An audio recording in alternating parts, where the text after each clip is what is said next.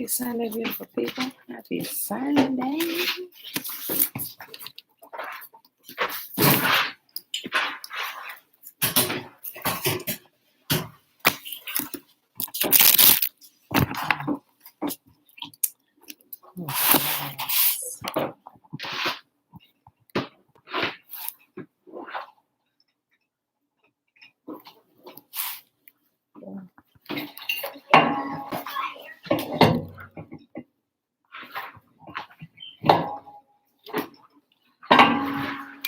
All right, top of the day, beautiful people. Top of the day. Happy Sunday. It is August the 15th, 2021, day 234 of year 3 of reading through the books of the law and the prophets and of the 3-year consecutive day count, day 903. Yes. Today we are reading Ezekiel 29, 30, 31, and we're going to pick up where we left off at yesterday in Fossilized Customs on page 318. All right, let's get started with the Shema really quick. We'll get rocking and rolling.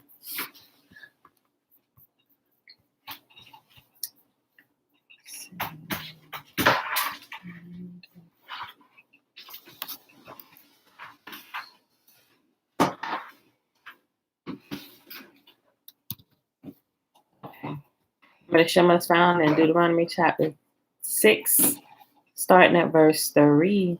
Hear, therefore, O Israel, and observe to do it, that it may be well with you, and that you may increase mightily, as Yahuwah, the mighty one of our fathers, has promised us, in the land that flows with milk and honey. Hear, O Israel, Yahuwah, our mighty one, he is one. And you shall love Yahuwah, your mighty one, with all your heart, with all your soul, and with all your might. And these words which I command you this day shall be in your heart. And you shall teach them diligently unto your children, and shall talk of them when you sit in your house, and when you walk by the way, and when you lie down, and when you rise up. And you shall bind them for a sign upon your hand, and they shall be as frontlets between your eyes. And you shall write them upon the posts of your house and on your gates. And Yahuwah commanded us to do all these statutes to fear Yahuwah, our mighty one, for our good always, that he might preserve us alive as it is at this day. And it shall be our righteousness if we observe to do all these commandments before Yahuwah, our mighty one, as he has commanded us. Hey, Seth. Shalom, shalom. Okay, y'all. Let's hop right to it. Just down right here. Pull this out. Trina, hey, girl, hey. That's Bobby. All right, y'all. Ezekiel chapter 29. Still more dirty. All right, remember, y'all still giving out messages to all the rogue nations. Everybody that's doing their own thing, right? Okay. Ezekiel chapter 29, a message for Egypt. On January the 7th, during the 10th year of King Jehoiachin's captivity, this message came to me from Yahuwah. Son of man, turn and face Egypt and prophesy against Pharaoh, the king, and all the people of Egypt. Give them this message from me.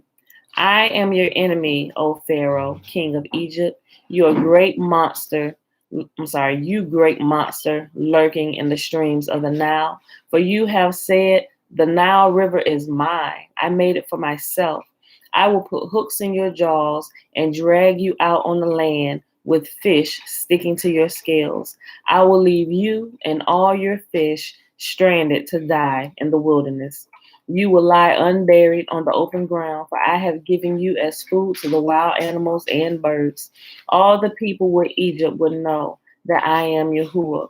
For to Israel, you were just a staff made of reeds. When Israel leaned on you, you splintered and broke and stabbed her in the armpit. She put her weight on you, and you collapsed, and her legs gave way.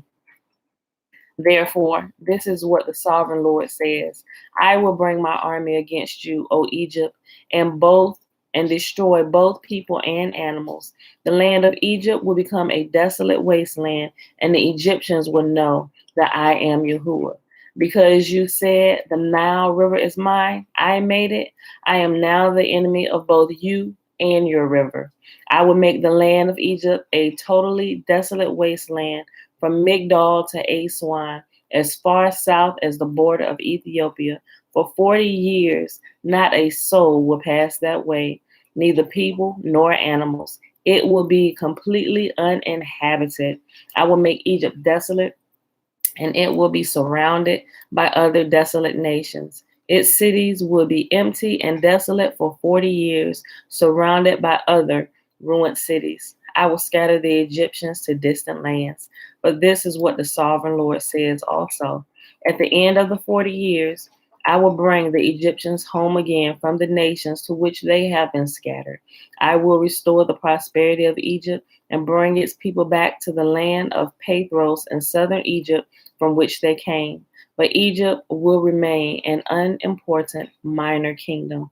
It will be the lowliest of all the nations, never again great enough to rise above its neighbors. Then Israel would no longer be tempted to trust in Egypt for help. Egypt's shattered condition will remind Israel of how sinful she was to trust Egypt in her earlier days. Then Israel will know that I am the sovereign Lord. Nebuchadnezzar to conquer Egypt. On April 26th, the first day of the new year, during the 27th year of King Jehoiachin's captivity, this message came to me from Yahuwah. Son of man, the army of King Nebuchadnezzar of Babylon fought so hard against Tyre that the warriors' heads were rubbed bare and their shoulders were raw and blistered. Yet Nebuchadnezzar and his army won no plunder to compensate them for all their work. Therefore, this is what the sovereign Lord says: I will give the land of Egypt to Nebuchadnezzar, the king of Babylon.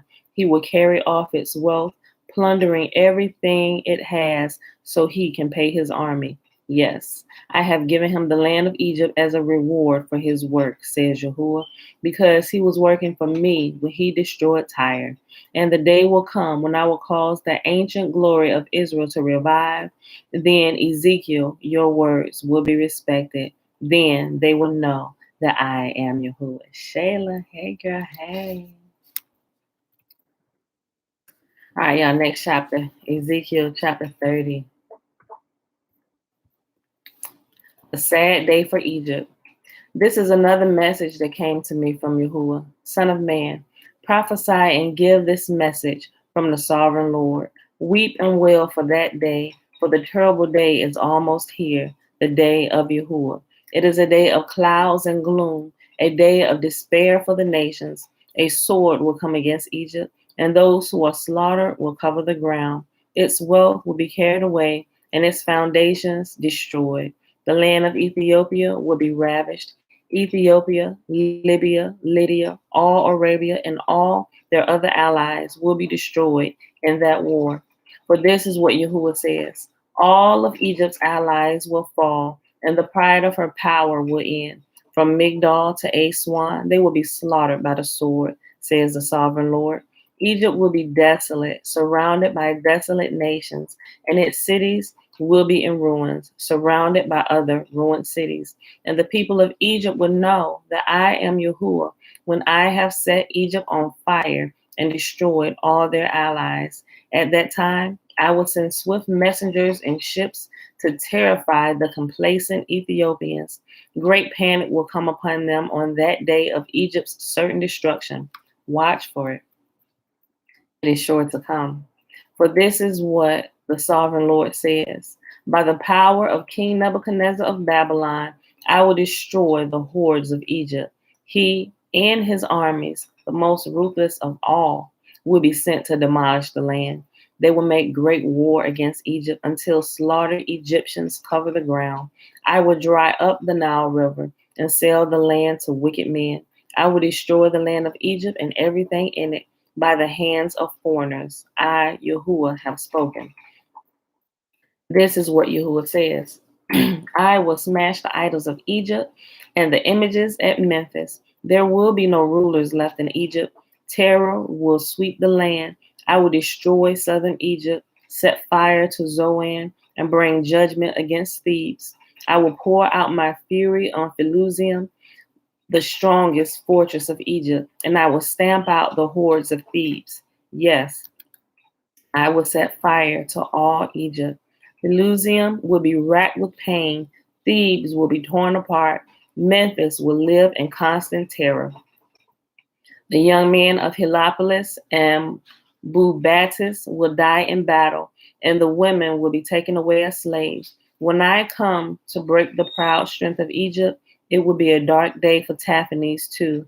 A dark cloud will cover Taphanes, and its daughters will be led away as captives. And so I will greatly punish Egypt, and they will know that I am Yahuwah. The broken arms of Pharaoh. On April 29th, during the 11th year of King Jehoiachin's captivity, this message came to me from Yahuwah. Son of man, I have broken the arm of Pharaoh, the king of Egypt. His arm has not been put into a cast so that it may heal, neither has it been bound up with a splint to make it strong enough to hold a sword. Therefore, this is what the sovereign Lord says: I am the enemy of Pharaoh, the king of Egypt. I will break both of his arms, the good arm along with the broken one, and I will make his sword clatter to the ground. I will scatter the Egyptians to many lands throughout the world. I will strengthen the arms of Babylon's king and put my sword in his hand. I will break the arms of Pharaoh, king of Egypt, and he will lie there mortally wounded, groaning in pain. I will strengthen the arms of the Babylonian king, while the arms of Pharaoh fall useless to his sides. And when I put my sword in the hand of Babylon's king, and he brings it against the land of Egypt, Egypt will know that I am Yahuwah. I will scatter the Egyptians among the nations, dispersing them throughout the earth. Then they will know that I am Yahuwah.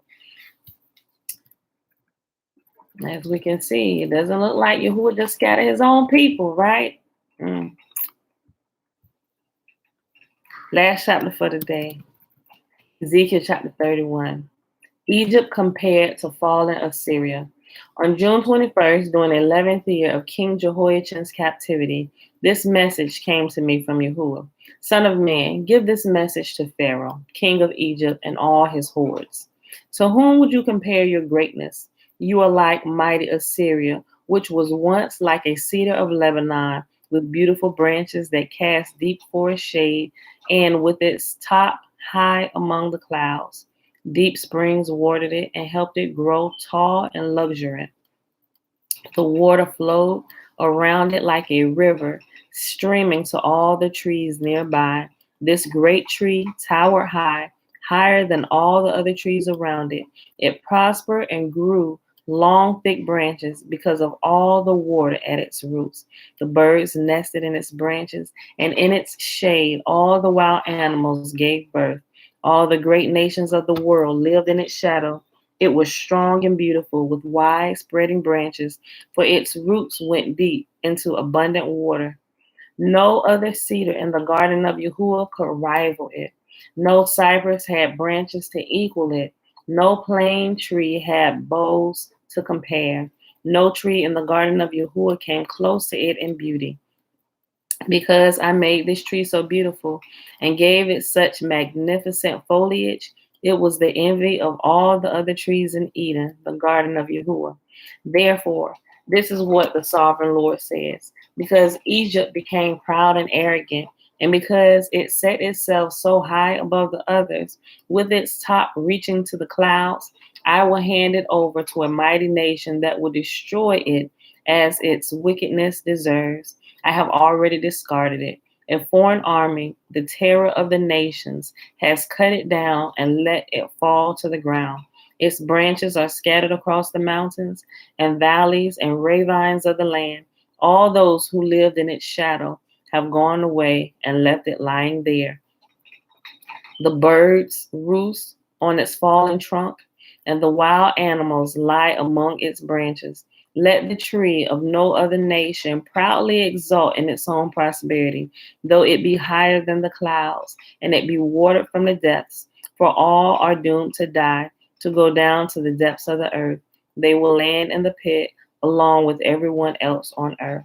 This is what the sovereign Lord says. When Assyria went down to the grave, I made the deep springs mourn. I stopped its rivers and dried up its abundant water. I clothed Lebanon in black and caused the trees of the field to wilt.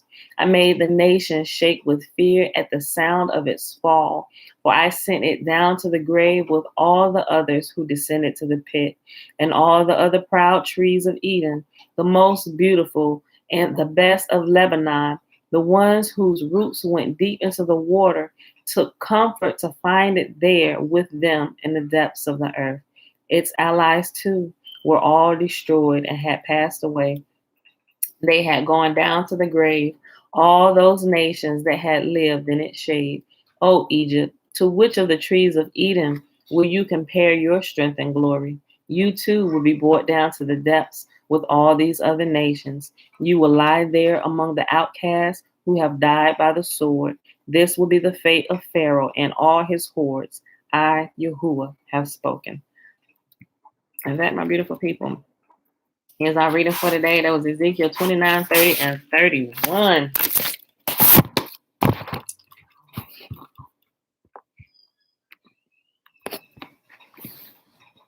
Dream Sky Level. Morning.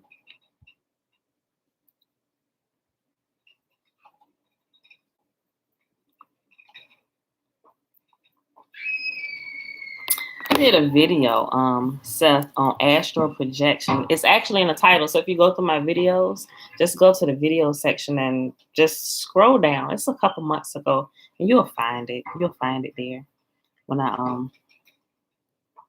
talk about it. Am I doing astral projection lately?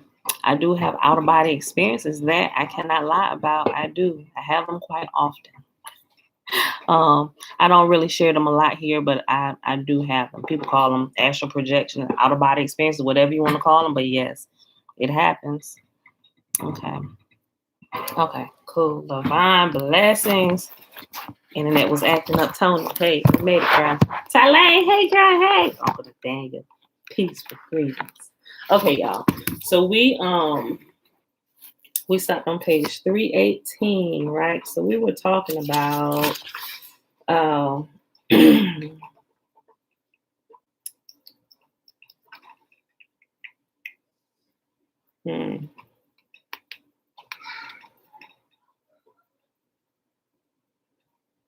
were talking about the qualifications of those who enter into the good things, right?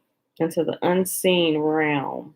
Those who can take advantage of those things, right? And it's a certain way you have to enter. You just not gonna get in there any old way, right? Because you will never fool the unseen realm, right?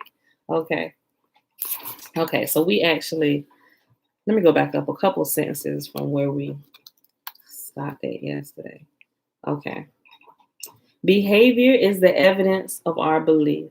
James tells us, you see then that a man is declared right by works and not by belief alone. That's found in James chapter 2, verse 24. He continues the verse and he continues the idea in a later verse. But as the body without the spirit is dead, so also belief is dead without works. Paul tells us that a person without belief, living solely in a perspective of the flesh, doesn't want anything to do with obeying. For those who live according to the flesh set their mind on the matters of the flesh. For those who live according to the spirit, the matters of the spirit. For the mind of the flesh is death, but the mind of the spirit is life and peace. Because the mind of flesh is hatred towards Yahuwah, for it does not subject itself to the law of Yahuwah, neither indeed is it able to. Those who are in the mind of the flesh are unable to please Yah, but you are not in the flesh, but in the spirit, if indeed the spirit of Yahuwah dwells in you. And if anyone does not have the spirit of Yahuwah, you are not one of his. Romans chapter 8, verses 5 through 9. The mind of the flesh is hatred towards Yahuwah, because it does not subject itself to his Torah. There are plenty of preachers who do not want anyone to submit to the Torah of Yahuwah, and they tell us this again and again to make sure everyone gets on board with the idea, telling you that, oh, it's done away with, you ain't got to listen to none of that, Jesus paid it all. That's all you need to know, right? Which is a bunch of garbage. I just thought I should add that in there just in case you didn't know. The bride was hidden as in a field long ago. The field is the world, or the field represents the world. As a result of disobedience, the bride, Israel, Yahuwah's wife, was scattered thoroughly among the nations, driven from the land. This was a curse, and it remains in effect. The parable of Matthew chapter 13, verse 44, speaks of a treasure, lost Israel, or the bride, found by a man, Yahuwah, the pursuer of his bride, and who bought the field and paid the ultimate price. The bride is now his property, but she remains hidden. Like Joseph in Egypt, Yahuwah will one day reveal himself to all the scattered tribes of Israel. The bride will be revealed on the day of redemption. For your maker is your husband. Yahuwah of hosts is his name, and the set apart one of Israel is your redeemer. He is called the Elohim of all the earth. You can find that in Isaiah chapter 54, verse 5. Yahuwah has chosen his bride, but he has not yet taken possession of her. The wedding supper is still ahead of us at a future festival of Sukkot, the harvest festival we are to observe for 7 days in the fall. You can find that in Leviticus chapter 23 and Deuteronomy chapter 16. Notice in the following text the reference to a booth or tent in Hebrew is Sukkot will be the time of the return of Yahuwah at the harvesting of the earth. And I, John, saw the set apart city, New Jerusalem, coming down out of heaven from Yahuwah, prepared as a bride adorned for her husband. And I heard a loud voice from heaven saying, see, the booth of Yahuwah is with men, and he shall dwell with them, and they shall be his people, and Yahuwah himself shall be with them and be their Elohim. Hey, Josh, why are you messing with her? Why? I closed the door, she put her in. Why are you looking at the door? Well, first of all, Josh, you shouldn't even be at the door. Y'all doing the most. Y'all know I'm live. Why? First thing. Yeah. That was found in Revelation chapter 21, verse 2 and 3. Yahuwah is preparing his wife so that she may be without spot or wrinkle. Again, for more text, we can see our redemption comes. Okay. Yes, wait. Let me see. You okay? You're trying to get out. It's just having to close the door on you. It's all right. Your finger's still attached to your body. You good? Right. You good? No, you're not? Okay. Do me a favor.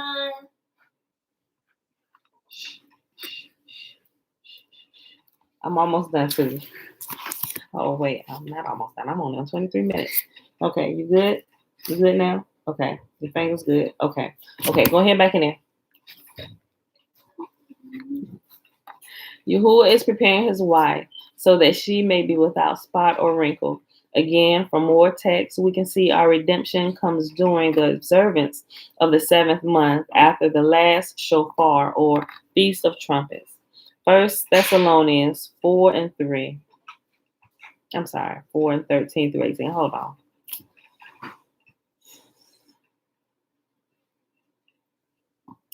I can see he about to take this out of context right here. Hold on. Before I even read it and just try and explain through it.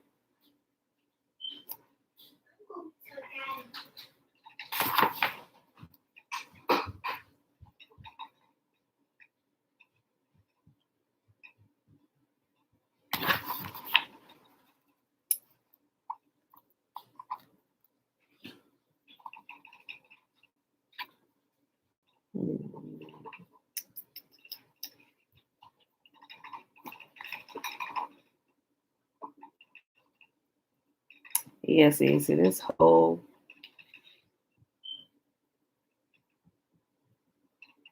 Yeah.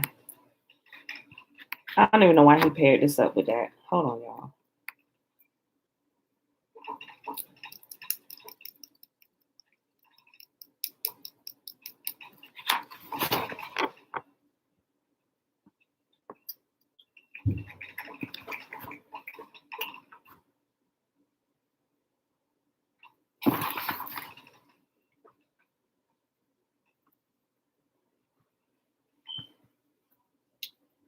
Okay. All right. Yahuwah is preparing his wife so that she may be without spot or wrinkle. The bride, the children of Israel. The church, the word church, derived from the pagan word Circe, Circe, is really the Kahal, Kahal, or the congregation of Israel. Mom, Yes. you put hair up here. Okay, well, you probably should throw that away, right? Throw it away. It should be in the trash anyway because it's empty. Throw it away. It's not. Okay, still, throw it away. Israel is anyone who enjoins to the covenant, walking according to the Torah. It's got on We me. who teach the covenant are called fishers of men and hunters. Therefore, see, the days are coming, declares Yahuwah, when it is no longer said, Yahuwah lives, who brought up the children of Israel from the land of Egypt, but Yahuwah lives, who brought up the children of Israel from the land of the north, and from all the nations where he had driven them. For I shall bring them back into their own land that I gave to their fathers. See, I am sending for many fishermen, declares Yahuwah, and they shall fish them. And after that I shall send for many hunters, and they shall hunt them from every mountain and every hill, and out of the holes of the rocks. That's Jeremiah chapter 16, verses 14 through 16. The day of distress, also known as the Great Tribulation.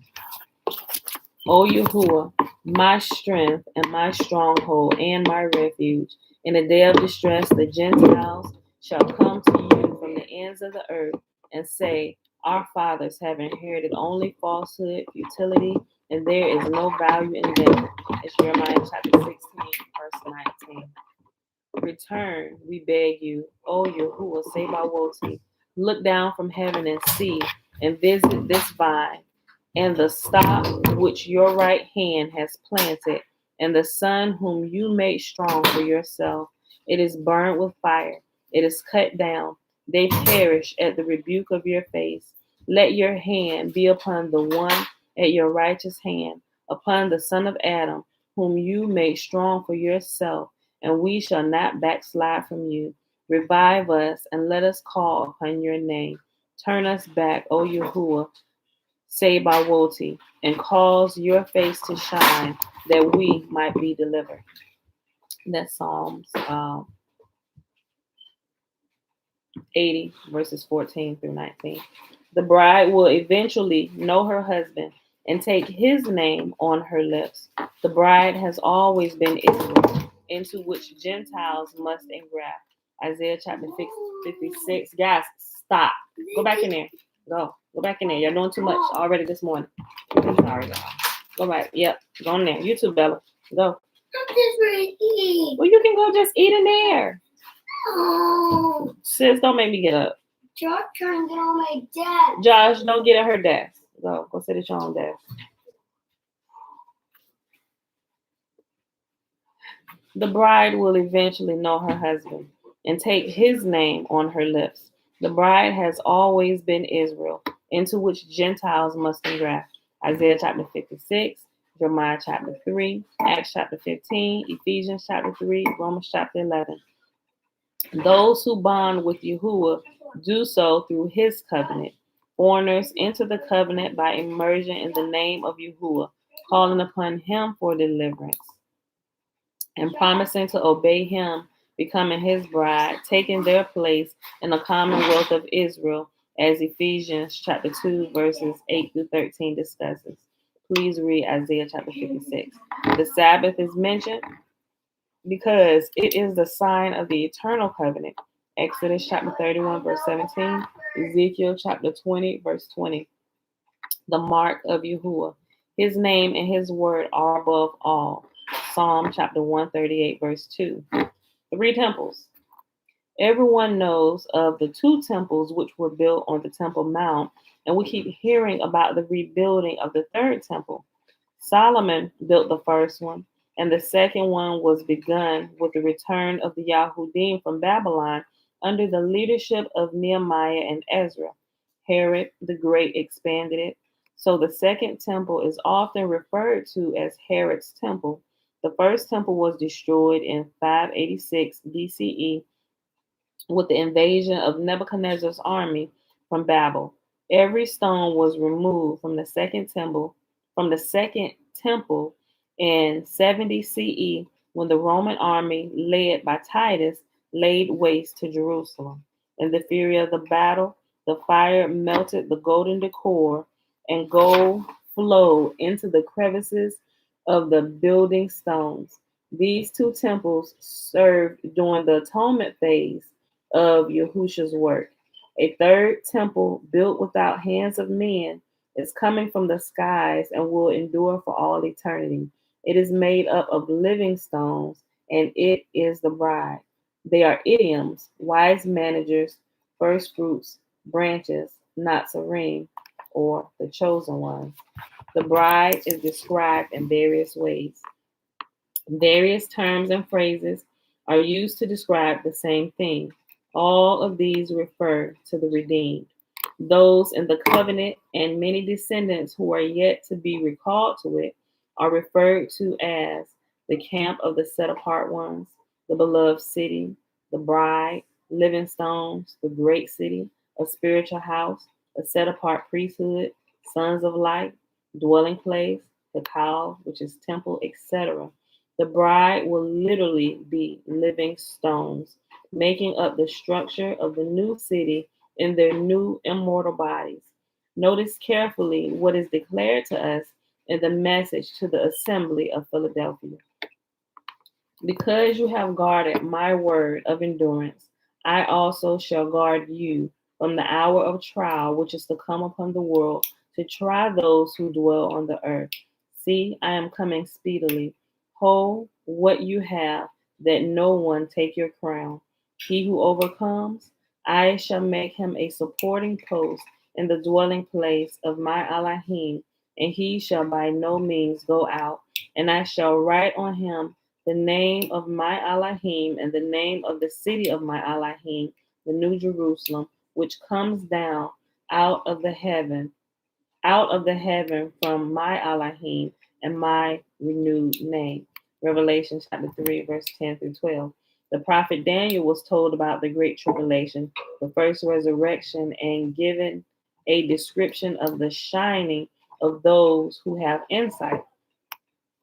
Now at that time, Michael shall stand up, the great head who is standing over the sons of your people, and there shall be a time of distress, such as never was since there was a nation until that time.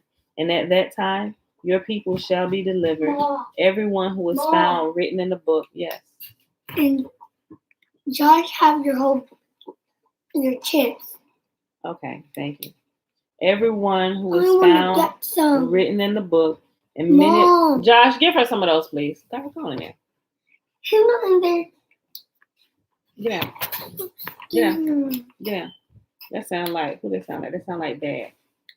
No, that sounds like Josh. You walk through the house like you Dad. Give her some of them. She already has chips. Yeah, I'm plucking my nerves first thing this morning. I don't get out here. Let me stop. Let me start this verse over. Now at that time, Michael shall stand up, the great head who was standing over. Hold on 1 second. Y'all gotta go upstairs. Hey, babe! Go. Just go. Yeah, go. Thank you. Guys, they're doing too much. They keep breaking my concentration. Okay, I'm sorry. Now at that time, Michael shall stand up, the great head who is standing over the sons of your people, and there shall be a time of distress, such as never was since there was a nation until that time. And at that time, your people shall be delivered, everyone who was found written in the book, and many of those who sleep in the dust of the earth wake up, some to everlasting life, and some to reproaches, everlasting abhorrence. And those who have insight shall shine like the brightness of the expanse, and those who lead many to righteousness like the stars forever and ever. That's Daniel chapter 12, verses 1 through 3. We will help lead many to righteousness, which is Torah, during the great distress. There is no pre-trib rapture. The Torah is instruction and kindness and is to be written in our hearts. Torah instructs us in love. Peter describes us as living stones, drawing near to him, a living stone, rejected indeed by men, but chosen by Yahuwah and precious. You also, as living stones, are being built up, a spiritual house, a set apart priesthood to offer up spiritual, what? I sure forgot about this verse. He says to offer up spiritual slaughter offerings accepted to Yahuwah through Yahusha HaMashiach. I think that's a little bit off, but because it is contained in the scripture, see, I lay in Zion a chief cornerstone, chosen, precious, and he who believes on him shall by no means be put to shame. This preciousness then is for you who believe, but to those who are disobedient, the stone which the builders rejected has become the chief cornerstone, and a stone of stumbling and a rock that makes for falling, who stumble because they are disobedient to the word to which they also were appointed. 1 Peter chapter 2, verses 4 through 8. The word is the covenant or the Ten Commandments. Let us be glad and rejoice and give him praise, for the marriage of the Lamb has come, and his wife prepared herself. Revelation chapter 19 and 7. Okay. The Aleph and the Tau, the revelation of Yahuwah's identity. Okay, so you all know what the Aleph and the Tau is right here.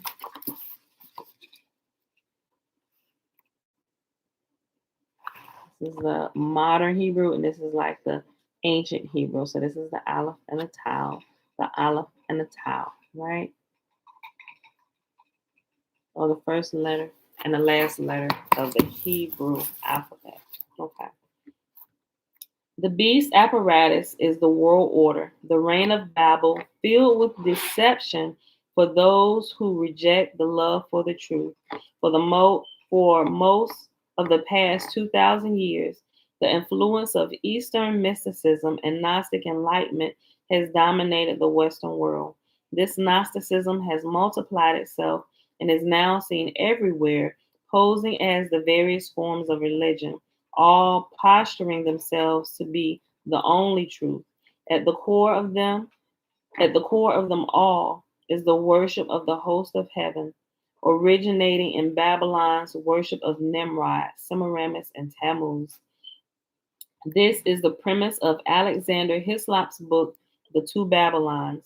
The false worship of the sun, moon, and constellations, or the zodiac zoo animals, manifests itself in three heads and sometimes triple pairs of arms depicted in statues, beads, flowers, nimbuses, halos, ashes. Note the forehead image. It said note the forehead image at the right, but he had I don't have an image here, but you clearly know that's when they're doing Lent, they put the cross ashes on the forehead.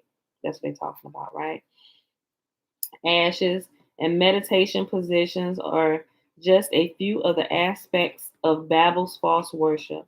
The majority of the church fathers were originally followers of Mechanism, a religion founded by Mani, Mani, in 216 to 277 CE.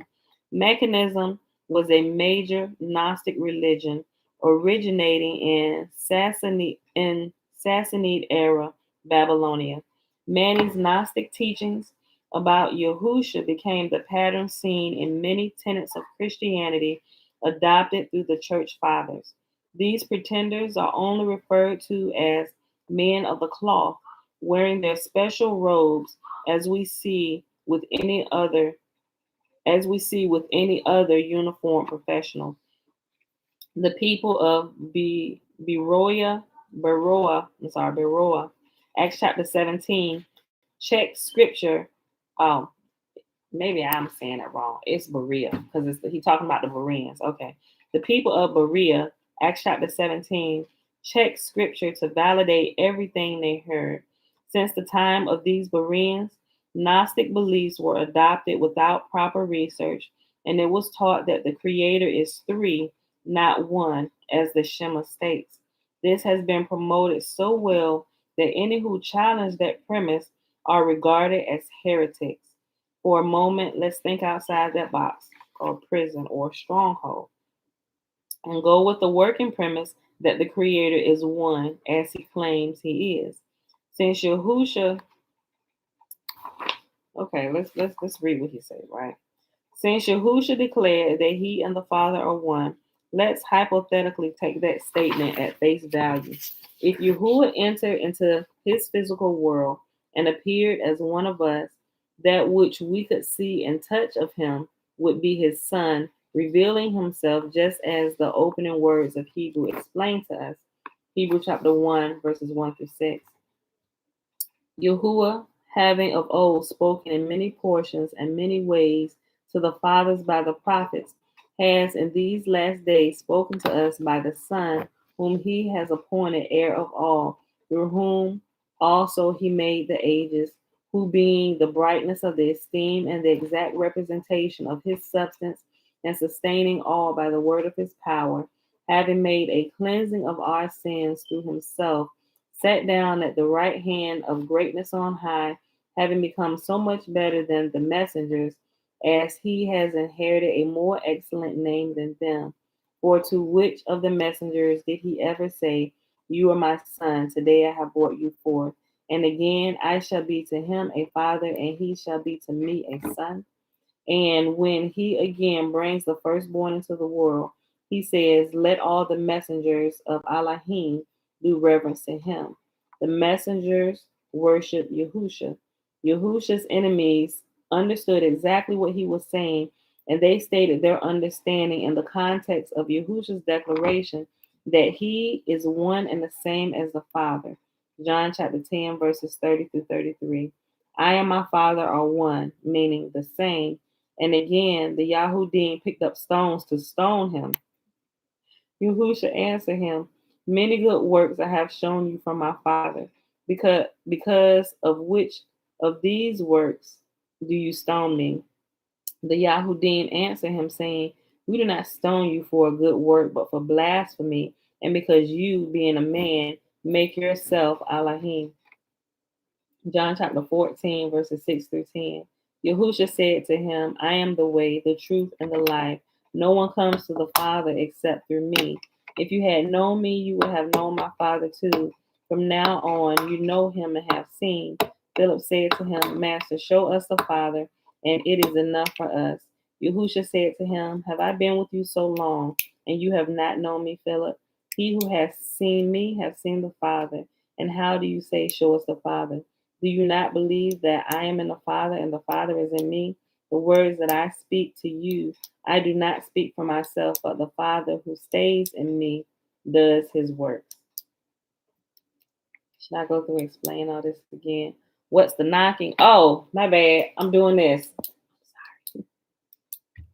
Yeah, my email address. If you go to the About section, you can see the email address in there, right? Okay. Who is Al Shaddai? The Hebrew term Al Shaddai means mighty one, almighty. Al literally means upward, lofty. The term Al, A-L, indicates mighty one or lofty one. The term Shaddai indicates all sufficiency or unlimited capacity. The identity of Al Shaddai is revealed in two places: Exodus chapter 6, verses 2 and 3. And Yahuwah spoke to Moshe and said to him, "I am Yahuwah, and I appeared to Abraham, to Isaac, and to Jacob as El Shaddai, and by my name, Yahuwah, was I not known to them?" Revelation chapter 1 and 8. I am the Aleph and the Tau, the beginning and the end, says Yahuwah, who is and who was and who is to come, the Almighty. The Almighty or Shaddai or overpowering one, which is what Almighty or Shaddai means, overpowering one, is revealed to be Yahuwah, as well as the literal meaning of Yahuwah in the statement, who is, who was, and who is to come. Right? Okay. So this right here, he's breaking down the name, now. Okay. Who is Yahusha? Isaiah chapter 43:11 states, I am Yahuwah, and besides me there is no deliverer. Yahuwah means I was, I am, I will be. Yahuwah Elohim means I am your lofty one. Yahuwah Rapha means I am your healer. Yahuwah Yireh means I am your provider. Yahuwah Adonai means I am your sovereign. Yahuwah Al Shaddai means I am almighty. I am mighty overwhelmingly. Yahuwah Shalom, I am completeness or peacefulness. Yahuwah Ro, I am your shepherd. And here's something slick that happens right here, right? And so when they call Yahuwah by the title Yahusha, it's no longer Yahoo. It's like they make it one word, right? Yahusha means I am your deliverer. But when this is taught, it's taught in the wrong way that makes the title Yahusha is a name, but it's also a title, how it's put together in Hebrew. It's a title of an attribute of Yahuwah. Yes. Okay, we're going to that. Hold on, Pooh. Which lets people know that Yahuwah is our deliverer, right? Mom, yes. I am like, I'm go right now. It's not even open. It doesn't open until 11 anyway. We got a few hours, Pooh. His identity has. Me and Mom, we're going to Teddy nails. His identity has been hidden in countless controversial disputes, and it cannot be known unless it is revealed to you by him. Luke chapter 10, verses 22 through 24. All has been delivered to me by my Father, and no one knows who the Son is except the Father, and who the Father is except the Son, and he to whom the Son wishes to reveal him. And turning to his taught ones, he said separately, Blessed are the eyes that see what you see, for I say to you that many prophets and sovereigns have wished to see what you see, and have not seen it, and to hear what you hear, and have not heard it. Who is the Son, and who is the Father, is unknown except he to whom the Son wishes to reveal. Right? And who is the Son? Who did Yahuwah constantly say the Son was? It's Israel, right? Constantly over and over and over and over again, right? And when you get over to the New Testament, all that is kind of condensed into one person. Now the Son changes from a whole nation of people into one person. And so that's the main teaching that goes in the church. And that's why people have this disconnection and they get all discombobulated, because now they're looking for this single individual person when the Son is really an entire nation of people. Okay. No. The greatest declaration of all. I'm making coffee. The greatest declaration of all, affirmed by Yahuwah, is the Shema in Deuteronomy chapter 6 and verse 4, that Yahuwah is one. Who is the Mashiach? Is there any deliverer or redeemer other than Yahuwah, which we can find in Isaiah chapter 49 and verse 26? And that's not the only place, but it's in multiple other verses and chapters where Yahuwah, he said, I am the deliverer, I am he. And I will feed them that oppress you with their own flesh, and they shall be drunken with their own blood, as with sweet wine. And all flesh shall know that I, Yahuwah, am your deliverer or savior and your redeemer, the Elohim of Jacob. Yahuwah is our redeemer.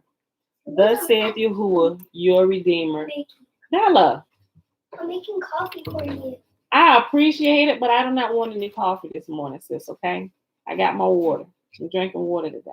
I appreciate it. Thank you. No. I don't need any. No. Don't make any. I don't know that Dad gonna drink any. I'm making for Dad. Go ask Dad if he wants some coffee first. No. No, you just want to play and stuff. You just want to make the coffee. I love making it. No! Stop. Sorry, put it back. Put it back. Put it back. Okay. Oh yeah, guys, we're gonna end this. Thus said Yahuwah, your Redeemer, and he who formed you from the womb. I am Yahuwah, doing all, stretching out the heavens all alone, spreading out the earth with none beside me. And that's found in Isaiah chapter 44, verse 24. Emmanuel, Prince of Peace, Everlasting Father, Mighty Elohim. All these terms refer to one being, not two. At Revelation chapter 1, quoted above, we find the one speaking calling himself the Almighty or Shaddai. He further states, he is the living one and was dead, and behold, I am alive forevermore. Micah the prophet, at Micah chapter 5, verse 2, tells us that Bethlehem Ephraim would have one go forth for me to be ruler in Israel. His goings forth are from long ago, from the days of eternity. There is only one eternal, self-existent, uncreated being, and he tells us that there is no one besides him, and he identifies himself as the first and the last. Isaiah chapter 41 and 4, Isaiah chapter 44 and 6. I am Yahuwah, and besides me there is no deliverer. Isaiah chapter 43:11. We are witnesses that Yahuwah is Elohim. Isaiah chapter 44, verse 8. Fear not, neither be afraid. I have not declared. Fear not, neither be afraid. Have I not declared to you of old and showed it? And you are my witnesses. Is there any Elohim besides me? Yea, there is no rock, I know not any. The name is the rock which the builders rejected. All right, guys. We're going to pause right here at 51 minutes because my background is too much right now. And I find myself scattered at the moment, right? Trying to watch them. She trying to make coffee. She's standing up on my counter.